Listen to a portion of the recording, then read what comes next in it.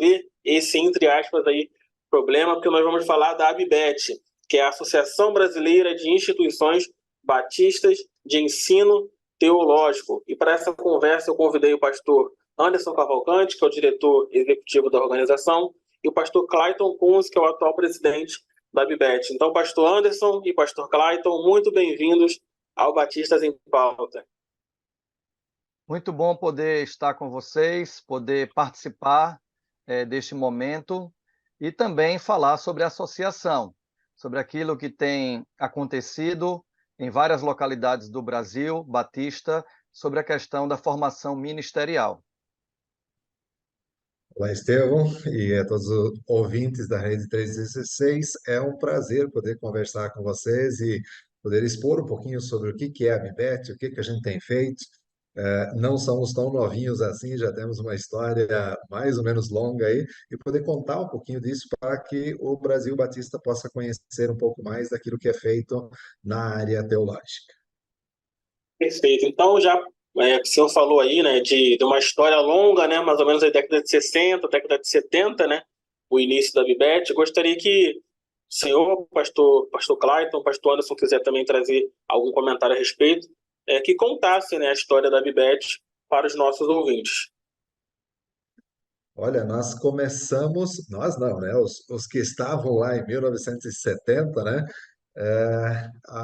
As instituições teológicas que estavam na época, que já tinham atividades de docência teológica na época, tiveram ali um começo, né? Primeiro até uma conferência teológica, e em 1970, dia 16 de abril, no Rio de Janeiro, foi feito aí vamos dizer assim, a elaboração dessa associação de instituições teológicas dentro da Convenção Batista Brasileira. Então, nós estamos hoje com 53 anos já de existência, né? E hoje temos aí uma série de instituições que estão associadas com esse objetivo de podermos nos ajudar uns aos outros, poder ajudar aí a assessorar em termos de crescimento, de organização, né, de cada uma das nossas instituições. Perfeito. Pastor Anderson, lá no início, né, se você quiser completar, desculpa interromper, quantas eram as instituições lá no início da ABBET? Olha, Estevão, na época eram cerca de 9 instituições que estavam ali juntas nesse início ali na gênese ali da ABBET.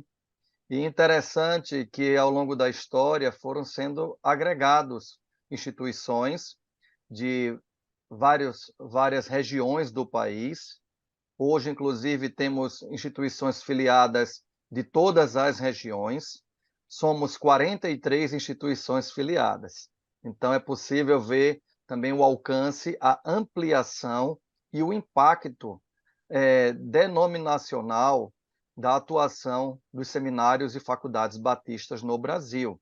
Tenho até uma curiosidade, nos 50 anos da ABBET, em 2020, nós temos a conferência que não aconteceu, que era a conferência comemorativa, onde tudo começou ali no Seminário do Sul, no Rio de Janeiro. Estava marcado para o mês de abril, e no mês de março foram suspensas atividades diante da pandemia global. Então, a 24ª conferência, que estava prevista para ser nos 50 anos, comemorativa, ela acabou não acontecendo ali na ocasião. Ela veio a acontecer no ano passado, já no Seminário do Norte, lá em Recife. No próximo ano, teremos a 25ª Conferência Teológica, já marcada ali para a Faculdades Batista do Paraná.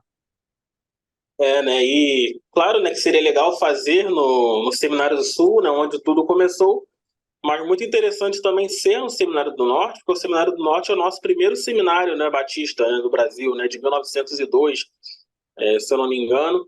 E lembro que mesmo não tendo aquela celebração em 2020, nós publicamos em um jornal batista, né, foi capa de um jornal batista, aquela celebração de 50 anos da ABBET. Lembro que era uma capa azul, né, uma imagem no fundo azul, bem bonita mesmo. Então, já ficou registrado ali no Jornal Batista, né, pelo menos em 2020, né, o cinquentenário da ABBET. Imagino, né, que, obviamente, naquela época eles tinham objetivos, né, para os seminários batistas que existiam naquela época e para o futuro, né, e para o nosso presente hoje. Então, quais são os objetivos hoje? Vou pedir para o pastor Anderson começar. Quais são os objetivos hoje da Abibet? Eu penso, Estevão, que a Abibed ela tem como objetivo primeiro aproximar as instituições. Até porque uma vez que estivermos aproximados, nós vamos poder dialogar melhor sobre o projeto pedagógico de formação ministerial batista no Brasil, e assim vamos poder trocar experiências, vamos poder se ajudar mutuamente e contribuir para o avanço da formação ministerial batista no Brasil, até porque nós entendemos que nós não somos concorrentes, nós servimos ao mesmo Deus, fazemos parte do mesmo time e queremos se ajudar na caminhada. Então, agora, por exemplo, no nosso 11º congresso que tivemos no mês de setembro, lá em Campos do Goytacazes, no estado aí do Rio de Janeiro, nós tivemos uma troca de experiência fantástica entre as instituições presentes. E instituições já maiores, mais consolidadas, dando suporte a instituições menores, e a gente trocando experiência do que tem acontecido no Nordeste do Brasil, o que tem sido feito lá no Sul do Brasil, e as oportunidades também de formação continuada, de parcerias institucionais. Então, eu penso que a Abibet ela existe para agregar valores e juntos podermos contribuir de maneira mais intensa e impactante na formação ministerial batista no Brasil. Até porque, como já dito, nós estamos atuando em todas as regiões do Brasil. Claro que tem regiões que a gente poderia ter uma entrada melhor e maior também, e temos também observado esta questão na atualidade, para que possamos ter, de certa forma, de cada estado da federação, instituições que estejam associadas à Abibet e caminhando juntas. Então, neste propósito, acredito que o Dr. Clayton pode falar também um pouco mais sobre o assunto e até mesmo da ideia do manual da Abibet, que vai consolidar tudo isso que eu estou falando e vai contribuir para que a gente possa seguir firmes na missão que Deus nos tem confiado nesse tempo. Eu já vou até aproveitar e já engatilhar mais uma pergunta. Vocês falaram, né? Qual ou quais regiões que ainda precisam de uma maior aderência, né, à Abibet, ao que a Abibet oferece? Talvez só ainda colocando sobre a questão dos objetivos, né? Eu creio que o maior objetivo é essa questão da cooperação, de trabalharmos juntos para atender uma demanda enorme que a gente tem no Brasil Batista, né? São 14 mil, 15 mil igrejas que nós temos no nosso país, e o objetivo, né, conhecendo as missões mundiais, o objetivo é ampliar isso muito ainda, e há uma demanda por liderança para essas igrejas, pastores, missionários, plantadores de igrejas, e aí entra o papel da Abibet nesse sentido de preparação desse pessoal. Então, eu creio que um dos papéis nossos como associação é essa cooperação com a denominação, atendendo a essa demanda que tem. Eu creio que hoje nós temos na região sudeste, região sul, nós estamos, vamos assim, mais ou menos bem atendidos. Talvez o Anderson até pode confirmar isso, mas eu creio que a região norte ainda é a região mais carente em termos de instituições bem estabelecidas, bem estruturadas para poder auxiliar nessa formação ministerial, né? No Nordeste também temos vários seminários ali, no Centro-Oeste também temos alguns, mas o Norte eu creio que ainda é o nosso maior desafio em termos de ajudar. Talvez uma observação ainda é que nós temos aí os 43 seminários associados, mas existem muitos outros ainda. Eu creio que se somarmos todas as instituições, né, mesmo os pequenos institutos, talvez a gente chegue a quase, sei lá, 80, 90, 100 instituições no Brasil, mas 43 delas estão associadas à Abibet. Eu posso confirmar, Estevão, que realmente a região norte ela carece de um olhar mais atencioso. Nós temos 2 instituições filiadas lá naquela região e temos estados que estamos dialogando sobre possibilidades de novas filiações. Então, você vê hoje, inclusive depois do nosso congresso em setembro, e diante também das demandas que a gente tem visto caminhar pela Ordem dos Pastores Batistas do Brasil, tem uma quantidade razoável de instituições nos procurando saber como é que faz para ingressar, querendo conhecer a nossa história, o nosso estatuto, o nosso regimento, a maneira de proceder e querendo caminhar também lado a lado nesta grande cooperação.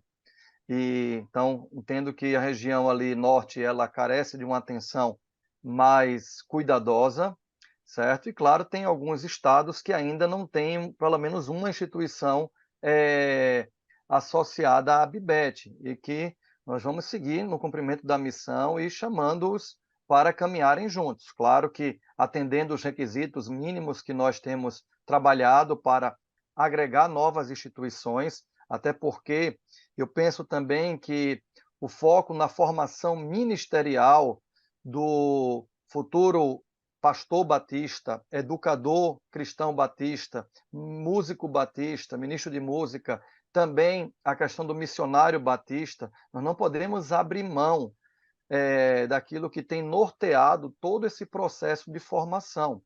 Eu quero, inclusive, aproveitar, escrevi um editorial essa semana sobre educação teológica e deixar claro para o ouvinte, quando a gente fala do mês de educação teológica, nós não estamos falando apenas sobre a teologia pastoral, por mais que a teologia tenha o propósito de preparar pastores, mas nós estamos falando de a questão do Ministério de Educação Cristã, do Ministério de Música, do Ministério de Missiologia, do missionário que está atuando no campo.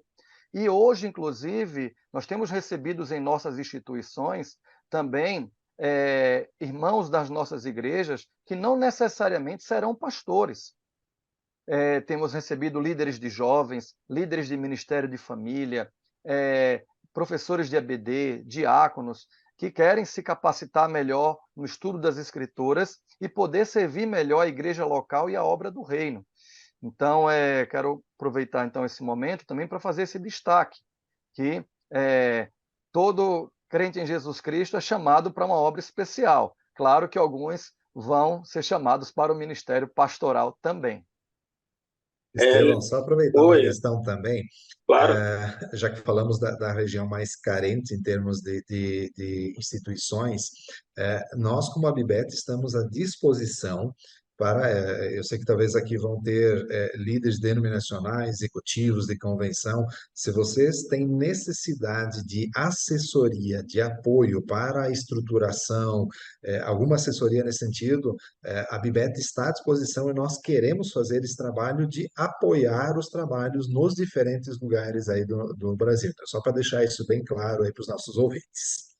É legal. E pensando em norte, né, acredito eu que num passado aí não tão distante assim, as pessoas pensavam muito em seminário equatorial, né? Então, acho que as convenções, as igrejas, né, mandavam os seus vocacionados para lá. Só que a demanda vai aumentando, né, e a gente precisa de mais, cada vez mais instituições, né, e instituições filiadas, né, dentro de um padrão batista, dentro do que a BIBET entende que é o correto. E pensando nisso, o pastor Anderson falou aí do atender os requisitos, gostaria que vocês falassem também quais são os requisitos, né, para uma organização fazer parte da ABBET. Pastor Anderson? O pastor Clayton também, fica à Posso vontade. deixar o pastor Clayton começar? Que aí eu Perfeito. sigo. Tá ok. Eu creio que a primeira questão para ser parte da ABIBET, que é a Associação de Instituições Batistas, é ser mantida ou estar ligada a alguma, vamos dizer assim, instituição batista, ou a Convenção Batista Brasileira, ou uma Convenção Batista Estadual, ou a uma associação local de igrejas, regional de igrejas, ou até uma igreja, mas precisa fazer parte do contexto batista, né? Nós já tivemos consultas de gente que vem de fora e diz assim, posso me associar? Diz, olha, é uma associação batista, então faz parte, né? Então, essa é a primeira coisa. A segunda coisa é que há um documento no nosso site lá, e inclusive no nosso manual também, com todos os requisitos em termos de documentação, essa questão de subscrever a declaração doutrinária da nossa convenção, há uma estrutura mínima em termos de docência, de biblioteca, tudo isso, e ao a instituição apresentar isso, a gente faz uma visita em loco, alguém da diretoria ou algum professor faz essa visita e ela não tem tanto esse sentido assim de vamos lá avaliar se ela está em condições, não, mas inclusive de apoiar e de assessorar para ajudar a melhorar situações que são necessárias, apresentado isso numa assembleia seguinte, né, levado o pedido da instituição para que então ela possa se filiar aí à Bibet. Perfeito. Pastor Anderson, quer comentar a respeito também? Não, é isso mesmo. A gente tem recebido vários contatos e tentado orientá-los da melhor maneira. A gente tem apresentado nossos documentos base da associação, como o nosso estatuto, onde mostra tudo isso que o Dr. Clayton acabou de explicar, o nosso próprio regimento interno, maneira prática da execução, até o nosso código de ética. A Bibet tem um código de ética também, assim como a Ordem dos Pastores tem o dele, a Bibet também tem, para que as instituições caminhem juntas, irmanadas, e na obra cooperativa, de parceria, inclusive. Então, nós temos colocado à disposição deles um documento que, inclusive, aprovamos agora a atualização dele, que é um documento de ingresso e permanência na Abibet. Não apenas ingressar para ter ali a filiação, mas permanecer também. E nisso a gente tem enfatizado para as instituições que não deixem de enviar seus representantes para as nossas assembleias deliberativas, também os nossos congressos, as nossas conferências, porque são nesses ambientes onde nós vamos trocar ideias, trabalhar parcerias e, claro, implementar projetos nas nossas próprias instituições, aproveitando, fruto do último congresso que nós tivemos, ali em Campos do Goytacazes, nós tivemos também, dentro do congresso, o primeiro congresso de gestão, das instituições, para as instituições, e foi muito bom ouvir sobre finanças, ouvir sobre produção teológica digital, ouvir sobre parcerias externas, e isso tudo é troca de experiência. E uma coisa a mais, ali na palestra que a gente ouviu do pastor Daniel Ventura, que é o executivo da Ordem dos Pastores Batistas do Brasil, ele falou algo muito interessante sobre o cuidado mais próximo dos filhos de pastores. A aproximação do filho de pastores, o diálogo, falar com eles sobre vocação, sobre paixão, até porque eles já vivem isso em suas casas. Sim. E conversar com eles sobre o assunto, em termos de mentoria ministerial, e, por exemplo, na instituição que eu dirijo aqui em São Luís, nós estamos iniciando um projeto dessa natureza, e entendemos a importância dele, de trabalharmos também com esse público-alvo específico. Então, nós não iríamos construir um projeto dessa natureza se não estivesse participando ali do congresso da Abibet e tendo essa troca de experiências e sugestões para que nós pudéssemos materializar um projeto dessa natureza, como eu estou citando aqui como exemplo. Perfeito. E é muito bom realmente, né, ter pessoas de diversos lugares do Brasil, né, com contextos e realidades diferentes, quando se unem, trazem a sua bagagem, as suas experiências, né, e a instituição e, consequentemente, a denominação, né, as igrejas são abençoadas. Vocês falaram também aí do material produzido, que não apenas sobre teologia pastoral. Eu lembrei, né, você que está ouvindo a gente, durante todo esse mês de novembro aí, lembrando que é o mês da educação teológica, a Abibet está com uma série de artigos em um jornal batista, falando sobre educação cristã, teologia pastoral, trazendo atualizações da Abibet, da Ordem de Pastores Batistas do Brasil, né, artigos sobre diversos temas. Até eu estava escrevendo o editorial do Jornal Batista hoje, né, do último domingo do mês, falando sobre isso, ressaltando sobre isso. Então, se você quiser ler esse material, é só você ir lá no site da Convenção Batista Brasileira e tem um ponto lá, uma seção do Jornal Batista, e você vai ter acesso ao link de todas as edições do mês de novembro. Falando já em final do ano aí, quando a gente pensa em final do ano, né, a gente pensa em retrospectiva, né, um pouco, né, de relembrar aquilo que nós fizemos. Então, gostaria que vocês compartilhassem com os nossos ouvintes as atividades realizadas pela Abibet durante o ano de 2023. Eu deixo à vontade para quem quiser começar. Nós tivemos no início do ano a nossa assembleia dentro da Semana Batista, né, que acontece todos os anos. Esse ano foi lá em Pernambuco, Recife, tivemos um momento muito especial ali. Ali é um momento interessante porque, como vários dos líderes das instituições já vão para a Assembleia da Convenção Batista Brasileira, então nós aproveitamos ali para ter um momento especial com os diretores, coordenadores de cursos, alguns professores também. Foi um momento bem especial. A segunda atividade de um porte pouco maior é o Congresso Missiológico, que a gente tem feito já desde 2021, né?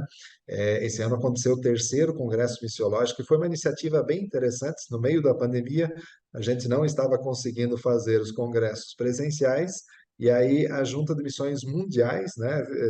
Tivemos essa parceria inicialmente com Missões Mundiais, onde fizemos um congresso missiológico online, e sempre são trazidos palestrantes, missionários muito experientes e muito bons, e aí se consegue chegar vamos dizer assim, centenas de pessoas, né? Enquanto o congresso presencial sempre tinha ali 30, 40 pessoas, 50 pessoas, o congresso online atinge 1.200 pessoas, né? Então, e atinge não só a diretores, coordenadores e professores, mas os próprios estudantes das instituições, né? E aí, isso foi no primeiro ano só com missões mundiais, e aí no segundo e terceiro ano já junto com missões nacionais, onde é feita uma parceria, e aí tanto temas locais nossos aqui no nosso Brasil, mas também de missões mundiais. Tem sido muito bom. Então, isso foi no mês de maio desse ano. E em setembro, como o pastor Anderson já comentou, tivemos o nosso congresso lá em Campos de Goytacazes, na FABERJ, celebrando lá o aniversário, que era 60 anos, né, 60 anos da FABERJ, e tivemos ali o nosso congresso em conjunto também. Então, basicamente são essas três atividades, vamos assim, maiores feitas em conjunto aí com todas as instituições. Muito bom. Pastor Anderson, quer falar algo? Ok, só complementando, nós tivemos assembleia, então, em Recife, como o Dr. Clayton colocou, e tivemos uma nova assembleia lá em Campos do Goytacazes. E uma assembleia muito interessante, porque nós deliberamos esse documento que eu já mencionei, de ingresso e permanência, a atualização dele, e também deliberamos algo muito interessante, que é a questão de uma matriz curricular alinhada. Então, isso o Dr. Clyde pode falar um pouco mais sobre ela, sobre a importância dela. Como você mesmo mencionou, Esteve, a questão da regionalidade, ela é respeitada, mas o alinhamento ele precisa acontecer na formação do pastor batista. Então, vou deixar o Dr. Clyde expor um pouco mais, até porque ele esteve trabalhando nessa comissão. Isso. Nós temos uma característica bem própria nossa dos batistas, né, que é a tal da nossa autonomia, né? E, como o Dr. Shedd dizia lá atrás, a nossa bendita e a nossa maldita autonomia batista, né? Tem horas que é muito bom e tem horas que ela gera um bocado de dificuldades. Nós temos visto no nosso, em termos de igrejas, mas obviamente isso vai para dentro dos seminários também, onde cada um tem aí a certa, vamos dizer assim, dentro dessa autonomia, né, faz mais ou menos o que quer. Partindo disso, e até um pouco de uma provocação da própria Ordem dos Pastores também, nós produzimos, elaboramos uma sugestão de uma matriz curricular. Ela é obrigatória para todas as instituições? Não. Nós, pelo modelo de governo que nós temos, nós não podemos obrigar nenhuma instituição a fazer isso. Mas nós estamos trabalhando nisso em termos de sugestão, para que cada um agora pegue essa matriz que foi aprovada em assembleia e avalie a sua matriz curricular e veja assim, olha, nós estamos mais ou menos dentro do mesmo padrão, tem disciplinas que não foram contempladas, tem coisas que precisaria ser acrescentado, né, dentro da sua instituição, e como o Anderson falou, já, obviamente, respeitando algumas individualidades, eu não vou aqui no Rio Grande do Sul ter uma matéria de evangelismo evangelismo de ribeirinhos. Por quê? Porque aqui eu não tenho essa situação, mas aqui talvez eu vou ter uma outra disciplina que lá no norte não faz sentido. Então, tem uma certa flexibilidade, né? Mas essa ênfase muito forte na questão bíblica, né? Uma ênfase muito forte na parte da Bíblia, de teologia e da formação ministerial, da parte prática. O que que o egresso de teologia vai fazer? Ele vai pregar, ele vai evangelizar, ele vai fazer missões, ele vai dar aula de escola dominical, ele vai aconselhar. Então, ele precisa ter essa formação ministerial suficiente para poder atuar na sua igreja. Às vezes o pessoal tem dito assim, não, porque nós formamos teólogos, né? Ok, mas o que que o teólogo faz? Ele é pastor de igreja, ele é plantador de igreja, ele é missionário, ele trabalha nessas áreas muito práticas. Então, essa ênfase ela ficou bem demonstrada dentro dessa matriz curricular que vai como sugestão para as nossas instituições. Pastor Anderson, Pastor Clayton, tem dois documentos muito importantes aí para a área teológica, para o ministério pastoral, que eu acredito que agora estão mais alinhados, né? Que é o Manual da ABBET e o Manual da Ordem dos Pastores Batistas do Brasil. Então, gostaria que vocês falassem um pouco sobre esses documentos. Teve até um artigo no Jornal Batista falando sobre isso também. Quem lê o Jornal Batista vai saber também com detalhes. Então, gostaria que vocês falassem, né, do Manual da ABBET, né, o que ele propõe, em paralelo ao Manual da OPBB. Olha, o manual da Bibet está sendo construído já há algum tempo, né? Como a gente tem essa assembleia praticamente de ano em ano apenas, então nós levamos um tempo para formular tudo isso, mas tem ali uma série de documentos dentro dele extremamente importantes para as instituições que fazem parte, desde do estatuto da instituição, do regimento, do código de ética, o projeto pedagógico de teologia, que já foi inclusive aprovado na Assembleia da Convenção Batista Brasileira também, ele foi ratificado ali. O que fechamos agora recentemente é essa questão dos requisitos para entrada e permanência. Então, quem quer fazer parte da ABBET, o que implica nisso, essa matriz curricular. Então, há uma série de documentos que acabam norteando o trabalho tanto da instituição quanto das filiadas à instituição. Então, ele foi finalizado agora no mês de setembro, no nosso congresso lá em Campos de Goytacazes, e queremos para o início do ano, então, fazer o lançamento disso como um documento completo com todas essas partes envolvidas aí, né? E quanto ao manual da OPBB, o que diz respeito à nossa a ABBET é a questão de que foi colocado que para a ordenação ao Ministério Pastoral, a pessoa precisa ter feito ou o curso em uma das instituições filiadas à ABBET, ou então que se faça alguma adequação, ou, né, não sei como é que chamaria isso, mas um alinhamento com aquilo que foi feito, com algumas disciplinas que, inclusive, fizemos também na nossa última Assembleia, uma sugestão de disciplinas básicas.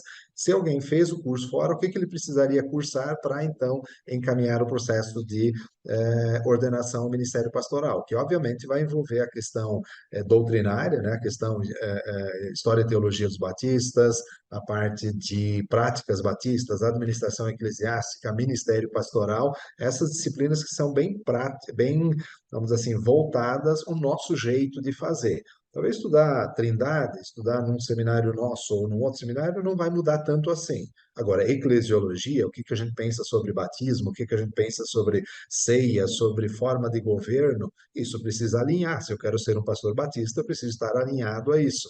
Então, a Bibet fez uma sugestão de uma grade menor, né, para essa adaptação necessária. Não sei se o pastor Anderson quer complementar alguma coisa em relação a esses dois manuais também. Sim, eu quero aproveitar para parabenizar o zelo da Ordem dos Pastores Batistas do Brasil.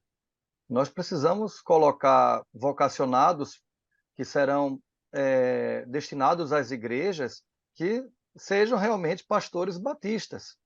Então, mais do que nunca, nós estamos juntos com eles nessa missão de prepararmos vocacionados para a obra do ministério batista nas igrejas. seja pastores, até mesmo ministros de música, educadores, precisa ter essa formação base batista, porque quando alguém se forma em um seminário interdenominacional, ele não vai cursar essas disciplinas específicas que o Dr. Clayton citou, e elas são importantíssimas para o exercício prático do ministério nas igrejas. Então, parabenizar o zelo da Ordem dos Pastores, e está chegando em boa hora o Manual da Ordem, o Manual da BIBET já sendo construído já há bastante tempo. Só aproveitar aqui um testemunho, o pastor Fernando Brandão, diretor das 3 casas da CBB, ele está andando com o projeto pedagógico de teologia, que a BIBET trabalhou a construção dele, com muitas pessoas participando, debaixo do braço. Está sendo o manual base para ele desenvolver o que tem sido desenvolvido hoje nas 3 casas da CBB. E toda vez que ele dá o relatório, ele sempre menciona o manual, o projeto pedagógico de teologia precisa ser lido por todas as instituições, ser trabalhado, ser aprofundado. E como é importante termos esses documentos norteadores para ajudar as instituições no cumprimento da sua missão. Então, como o Dr. Clayton já colocou, estamos à disposição para ajudar as instituições que já são associadas e as que pretendem se associar conosco também. Eu acho que precisa reforçar essa questão da importância desse alinhamento da BIBET Isso. e da Ordem dos Pastores. Por quê? Volta àquela questão que eu comentei agora há pouco da autonomia da igreja local. A igreja local pode ordenar quem ela quiser, né? Por quê? Porque ela tem autonomia para fazer isso, faz parte da nossa Constituição como batistas, né? E isso pode gerar vamos dizer assim, quase que um caos em termos teológicos, em termos ministeriais. Aí a Ordem dos Pastores chegar junto e dizer assim, não, mas para fazer parte da Ordem dos Pastores, a igreja local pode fazer o que ela quiser, pode ordenar internamente um obreiro como ela quiser, mas para fazer parte da Ordem dos Pastores e ser eventualmente transferido de uma igreja para outra, ele precisa estar alinhado, né, com a Ordem dos Pastores e, obviamente, com uma formação consistente em uma casa de formação das escolas batistas da Convenção Batista Brasileira. Então, como o Anderson já falou, muito boa essa iniciativa da OPBB, nós estamos juntos com isso e queremos servir tanto a convenção, as igrejas, como também a Ordem dos Pastores. É muito bom, né, esse alinhamento das organizações e das instituições também, porque geralmente os obreiros eles transitam, né, entre os estados, né? Tem um obreiro que ele é formado aqui no Rio de Janeiro, por exemplo, mas ele vai pastorear uma igreja no norte e vice-versa. Então, esse alinhamento de projeto pedagógico, né, de pensamento, de postura, né, já facilita, né, e o modelo batista, né, digamos assim, né, de trabalho, né, de cooperação, ele é mantido, né, e a nossa denominação também é preservada, né, de algumas coisas, né, que podem acontecer. E pensando também nessa questão da formação teológica, eu gostaria que vocês compartilhassem a opinião de vocês de como vocês veem a educação teológica batista no Brasil hoje, né? Vocês que conversam, né, que estão na linha de frente aí de uma associação que cuida da educação teológica batista no Brasil, como é que vocês veem, né, o nível de seminários, dos professores e dos alunos, né? Como é que esses seminários estão saindo, né, dos nossos seminários, né? Estão preparados realmente para cumprir seus ministérios? Se não, o que falta, o que pode melhorar? Olha, uma frase que eu tenho utilizado algumas vezes, a situação em que nós estamos hoje, ela é muito complicada. Nós, pela dinâmica, pela velocidade em que as coisas acontecem, às vezes nós não temos respostas imediatas para as demandas que a gente tem hoje, né? A prova disso foi 3 anos atrás, quando surgiu a pandemia. Da noite para o Sim. dia mudou tudo e nós não tínhamos respostas imediatas para tudo isso. E aí agora a nossa responsabilidade como instituições teológicas. Eu preciso preparar um obreiro para daqui a 4 anos, quando vão existir problemas que eu não faço nem ideia quais serão, e nós precisamos preparar gente para esse momento quando não temos nem todas as respostas para hoje, né? Então, a responsabilidade que a gente tem como instituição de ensino teológico é muito grande. de preparar pessoas aí com uma formação bíblica consistente, uma formação teológica consistente e muito prática também, como comentei antes, de o nosso egresso saber o que ele precisa fazer quando ele chega à frente de uma igreja, à frente de um campo missionário e assim por diante, né? E aí nós temos diferentes, vamos dizer assim, níveis dentro das próprias instituições. Algumas que já têm uma caminhada mais longa em termos de histórico, né? Nós temos instituições centenárias já dentro do Brasil. Nós temos seminários de convenções estaduais com 50, 60 anos também. Então já tem uma longa caminhada. Ao mesmo tempo que nós temos algumas instituições iniciando a sua caminhada também. Então, nós temos diferenças nesse sentido. Na própria questão de corpo docente também, né? Nós temos algumas instituições com um corpo docente mais solidificado já, vamos dizer assim, com longo tempo de experiência. Eu lembro aqui da instituição da Faculdade Batista Pioneira, que eu dirijo, a maioria dos nossos professores estão há 10, 15, alguns 20 anos já atuando no magistério teológico, então já tem uma bagagem boa. Algumas instituições, às vezes, como é que eu vou dizer assim, pelo trânsito, né, dos seus professores, acabam tendo que, tempo em tempo, renovando, e isso mexe também com a própria formação também, né? Então, nós temos diferentes situações, alguns seminários com uma linha bem clara em termos assim de formação ministerial, de linha doutrinária batista, ênfase bíblica muito forte. É até um pouco estranho dizer assim, o seminário tem que ter uma ênfase bíblica, assim, óbvio, é isso que eu espero de um Com seminário, certeza. né? Mas alguns seminários, por algum tempo, né, às vezes acabam quase flertando aí com o liberalismo teológico, com algumas coisas assim. Aí você tem que ajudar a puxar de volta, assim, não, a nossa missão é preparar com Bíblia e com formação ministerial. Então, nós temos diferentes situações. Não dá para dizer que é homogêneo no sentido assim, não, no Brasil inteiro está desse jeito. Nós temos diferentes situações dependendo de cada instituição local. Só complementar, Estevão, colocando também sobre os desafios da administração, da formação hoje no tempo presente. Até porque, como o Dr. Clayton já citou, a pandemia chegou e a educação ela precisou se reinventar, e ela continua se reinventando. Então, hoje nós seguimos trabalhando modalidades e já ampliando as modalidades, ensino presencial, semipresencial, modular, EAD, híbrido agora, que era uma palavra que eu nem conhecia antes da pandemia. E nós temos que se adaptar a esse momento, fora os alunos que estarão chegando em nossas casas, que faz parte dessa geração que nasceu de 2000 para cá. E nós temos um desafio de comunicar com eles, nos aproximar deles e também mentoreá-los e dialogar com eles e prepará-los para os enfrentamentos ministeriais também. Eu penso Perfeito. também que essa questão do panorama da educação ainda tem uma questão crucial, que é a formação dos docentes das casas teológicas, né? Nós tínhamos, por muito tempo, os nossos professores acabaram indo para instituições de outras denominações, às vezes federais, às vezes luteranas, católicas, metodista, e os nossos professores foram formados por outras linhas teológicas.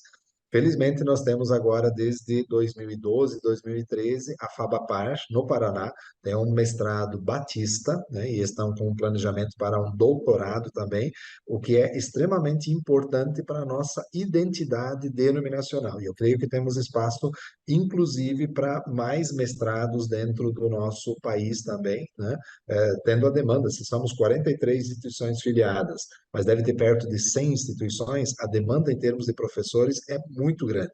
E isso vai ajudar nessa identidade denominacional que a gente precisa aí. Perfeito. Pensando em identidade denominacional, no final de 2022, mais ou menos, foi aprovada aí a unificação da gestão dos seminários da CBB. Você que está ouvindo a gente pode pensar, seminários da CBB são todos seminários, né, filiados da Convenção Estadual, a igrejas, enfim.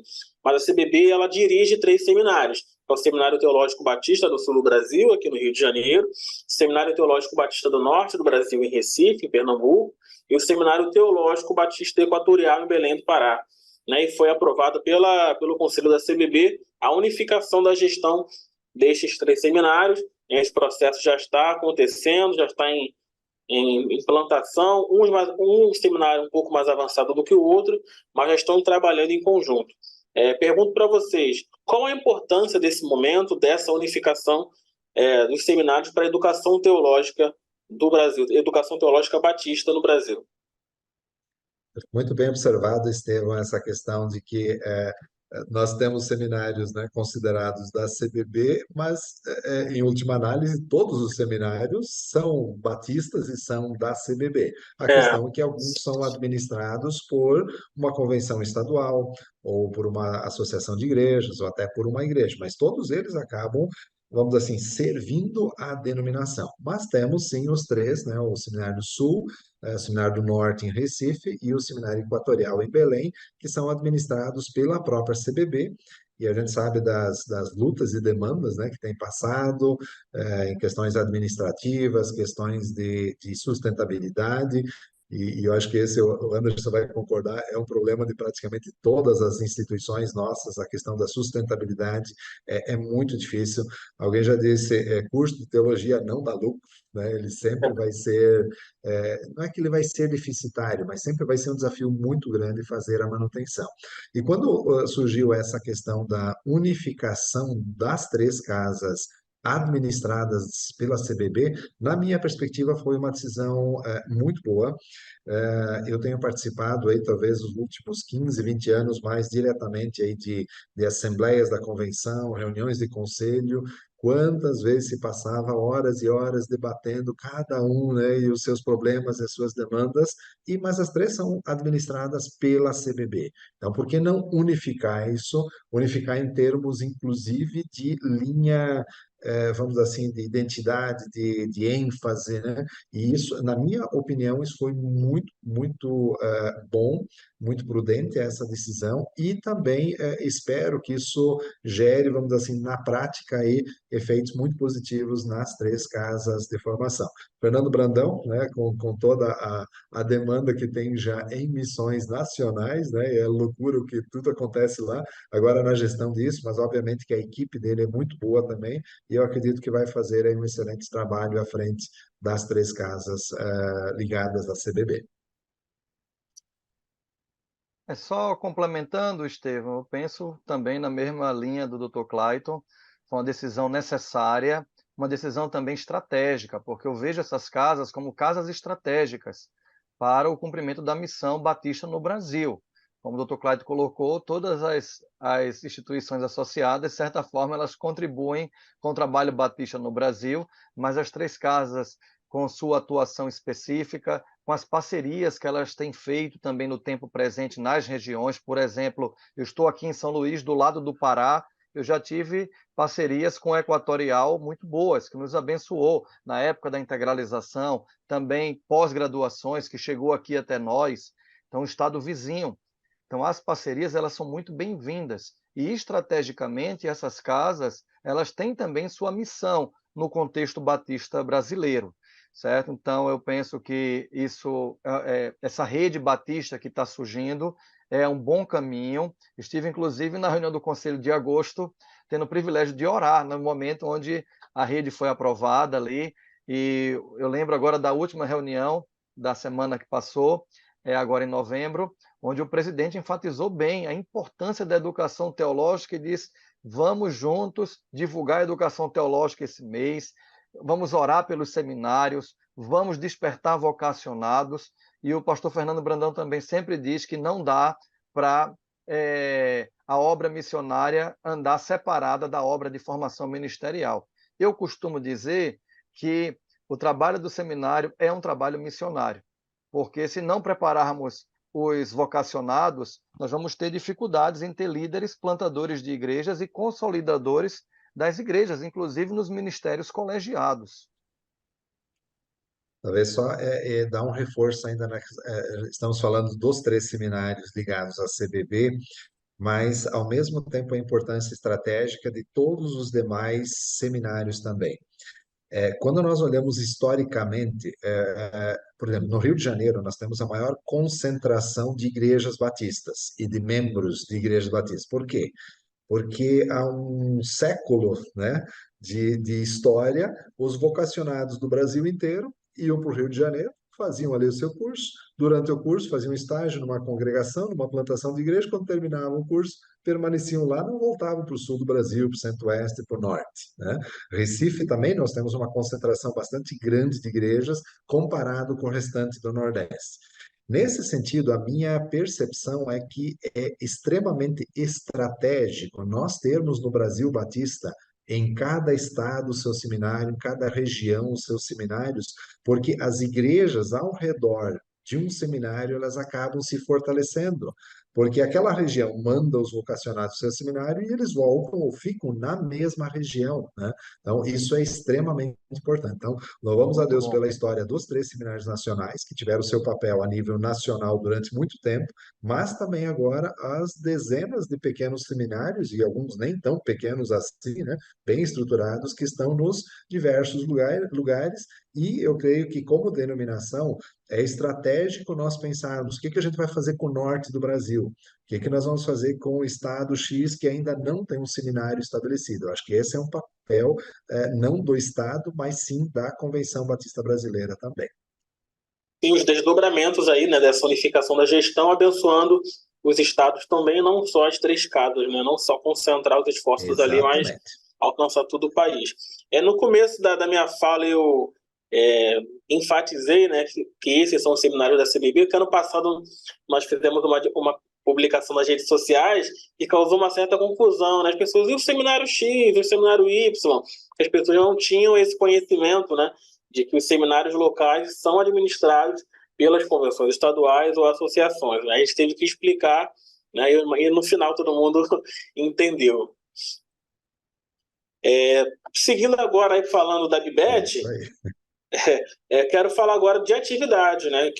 Vocês falaram das atividades de 2023, ainda tem atividade em 2023, como por exemplo aí a vigília de oração.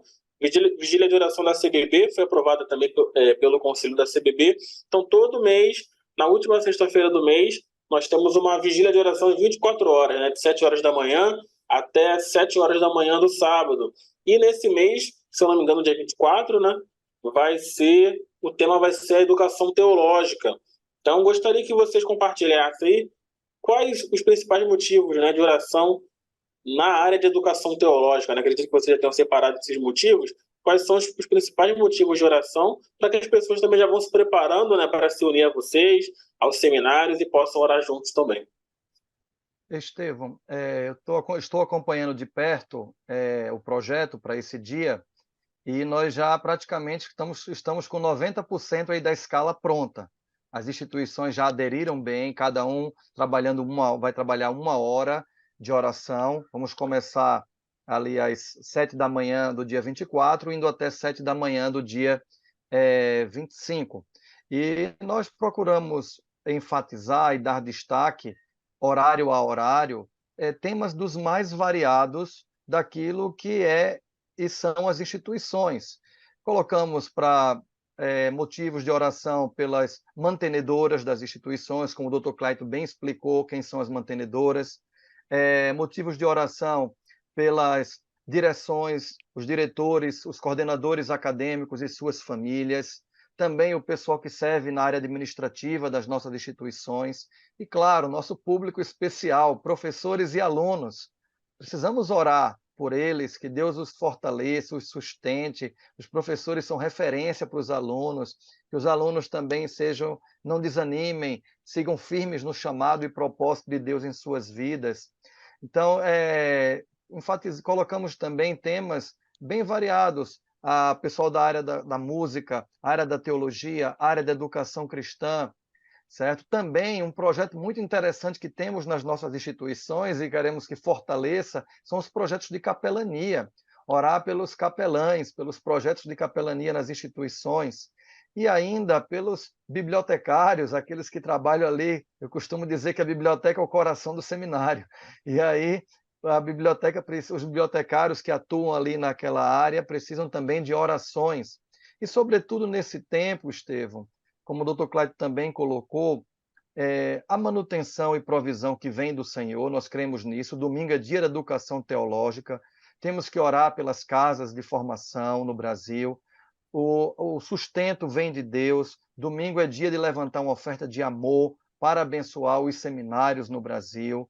Também seguir pregando sobre vocação, não apenas domingo. Acabei de terminar aqui o meu sermão, que eu vou pregar domingo na igreja local que eu pastoreio, sobre vocação. Já estamos preparando um jovem lá que deve ir para o seminário no próximo ano. Então, que o Senhor da Seara desperte vocacionados para a grande obra. Estamos preparados para recebê-los e servir as igrejas na nossa missão. Perfeito. A gente está chegando ao final aí do nosso programa de hoje, Batistas em Pauta. Eu gostaria que vocês compartilhassem rapidamente a ênfase da Assembleia. Vai ser uma Assembleia extraordinária, né? Em 2024, em Foz do Iguaçu, Semana Batista. Você que ainda não se inscreveu na Assembleia da CBB, não perca essa oportunidade. E que vocês também trouxessem um resumo do que vai acontecer em 2024 na Bibete. Nós teremos, então, ali no mês de janeiro, né, a nossa Assembleia Extraordinária, que acontece todos os anos, dentro da Semana Batista. Pastor Luiz Roberto Silvado, que já foi presidente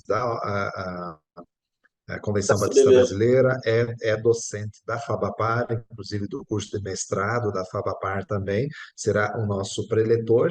E, além disso, nós teremos também eleições nesse próximo ano, né? Estou cumprindo o meu segundo mandato, né? Concluindo ali, então, mês de janeiro temos assembleia com eleições, então, orem também para que Deus aí mostre aí as pessoas que devem dirigir a associação nos próximos 2 anos aí também, né? E no decorrer do ano teremos, então, no mês de maio, abril, maio, começo de maio, né? 27 né? e 28 de maio. Isso, o nosso quarto congresso missiológico, novamente em parceria com Missões Mundiais e Missões Nacionais, e no mês de setembro, então, o nosso encontro de novo das instituições, que será em Curitiba, na FABAPAR, nos dias 12 a 14, se não me engano, 12 a 15, Anderson vai poder dizer aí bem certinho a data aí também.